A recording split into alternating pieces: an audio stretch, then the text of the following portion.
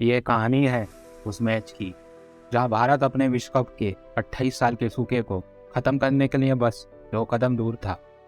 जहां भारत का मुकाबला उनके सबसे बड़े प्रतिद्वंदी पाकिस्तान के खिलाफ होने वाला था। वर्ल्ड कप में भारत और पाकिस्तान की राइवलरी तो मशहूर है ही। जहां पाकिस्तान भारत से वर्ल्ड कप में अब तक एक बार भी नहीं जीत पाया था।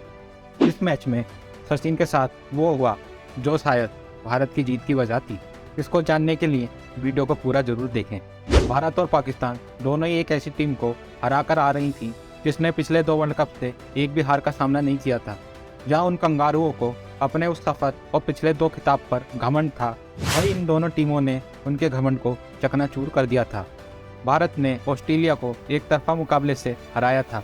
अगर आपको इस मैच की पूरी कहानी जाननी है तो हमारे इस वीडियो को जरूर देखें। ये मुकाबला कांटे की टक्कर का होने वाला था क्योंकि पाकिस्तान भी बहुत मजबूत स्थिति में चल रही थी। उन्होंने अपने ग्रुप स्टेज को टॉप पर फिनिश किया था और क्वार्टर फाइनल में भी मजबूत वेस्ट इंडीज को शिकस्त देकर आ रहे थे। लेकिन वहीं टीम इंडिया के पास एक ऐसी प्लेइंग 11 थी जिसे मजबूत से मजबूत टीम नहीं हरा पा रही थी। क्रिकेट के भगवान सचिन, युवा ऑलराउंडर युवराज, कैप्टन कूल धोनी, इन सब के साथ भारत बहुत मजबूत स्थिति में खड़ी थी। जहां पाकिस्तान को इस मैच को जीतने के लिए काफ़ी मुश्किलों का सामना करना पड़ेगा। 30 मार्च 2011 पंजाब के मोहाली में इस घमासान का आगमन होने वाला था। इन दोनों टीमों को मैदान में एक साथ खेलते हुए देखने के लिए दर्शक काफ़ी उत्सुक रहते हैं। भारत टॉस जीतकर पहले बल्लेबाजी का फैसला करती है। पहली पारी की शुरुआत होती है और क्रिकेट के भगवान सचिन और विस्फोटक सहवाग बल्लेबाजी के लिए मैदान पर आते हैं। वीरू पारी की शुरुआत धमाकेदार शॉट्स और अपनी तेज रफ्तार से करते हैं। पहले 5 ओवर में ही भारत ने 47 रन जड़ दिए थे, लेकिन उसके अगले ओवर में सहवाग बहाव-रियाज के शिकार हो जाते हैं। अब क्रीज पर सचिन के साथ गंभीर मौजूद थे। इन दोनों की पार्टनरशिप इस वर्ल्ड कप में काफ़ी शानदार रही। दोनों पारी को आगे बढ़ाते हैं और अब टीम मजबूत स्थिति में थी। लेकिन 11वें ओवर में मास्टर ब्लास्टर को LBW करार कर दिया जाता है।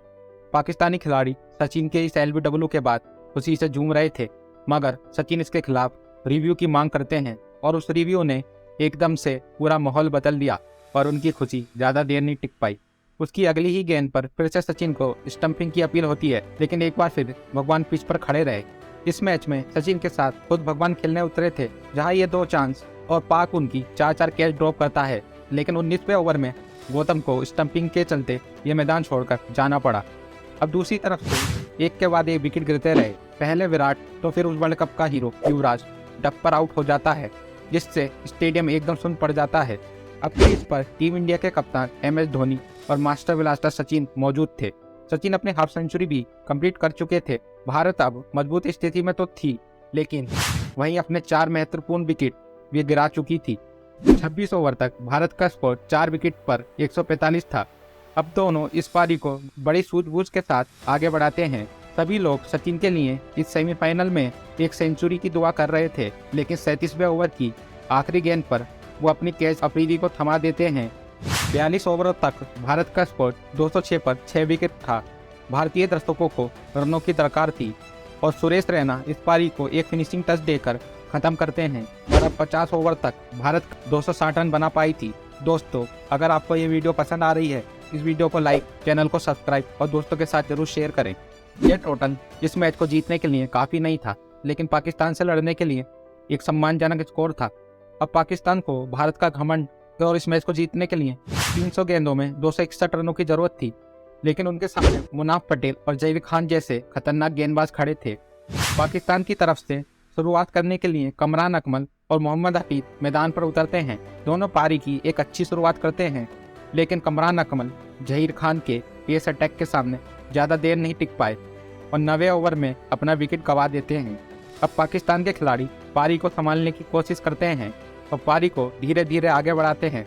23 ओवरों तक पाक का स्कोर 101 रनों पर 3 विकेट था, लेकिन उसके अगले ओवर में यूबी अपने स्पिन के जाल से शफीक को फंसा लेते हैं और अपने अगले ओवर में यूनिस खान को भी चलता करते हैं। क्या हुआ अगर यूबी बल्ले से अपना दम ना दिखा पाए, क्योंकि उन्होंने अपने इस स्पेल से भारत को एक बार फिर से एक मजबूत स्थिति में लाकर खड़ा कर दिया था। अब मिसबाह-उल-हक अपनी पारी को शानदार तरीके से लेकर चल रहे थे और दूसरी तरफ पाकिस्तान अपने विकेट गंवा रही थी। 35वें ओवर में उनके कप्तान शाहिद अफरीदी क्रीज पर आते हैं, जिनसे सभी पाकिस्तानी दर्शकों को बहुत उम्मीद थी, लेकिन वो भी अपना जादू इस मैच में नहीं बखेर पाए। भारत के गेंदबाज पाक पर हावी हो रहे थे। 48वें ओवर तक पाकिस्तान 9 विकेट के नुकसान पर 224 रनों पर पहुंच चुका था। अब पाकिस्तान को फाइनल्स में जगह बनाने के लिए 12 गेंदों में 37 रनों की जरूरत थी और भारत को सिर्फ 1 विकेट की। दूसरी गेंद पर एक छक्का जड़कर मिसबा अपनी हाफ सेंचुरी भी पूरी करते हैं। उसी ओवर की 5वीं गेंद पर मिसबा सामने की तरफ एक ऊंचा लंबा शॉट मारते हैं, लेकिन वो गेंद सीधे विराट के हाथों में जा गिरती है और भारत इस मुकाबले को 29 रनों से जीत जाती है।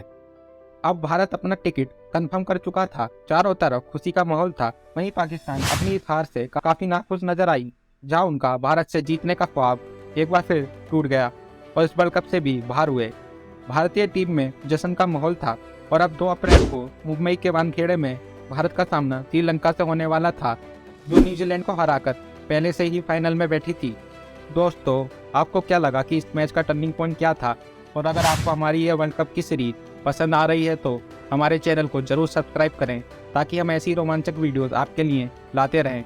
और अगर आपको फाइनल के मैच की कहानी जाननी है तो हमारा इस सीरीज का अगला वीडियो जरूर देखें।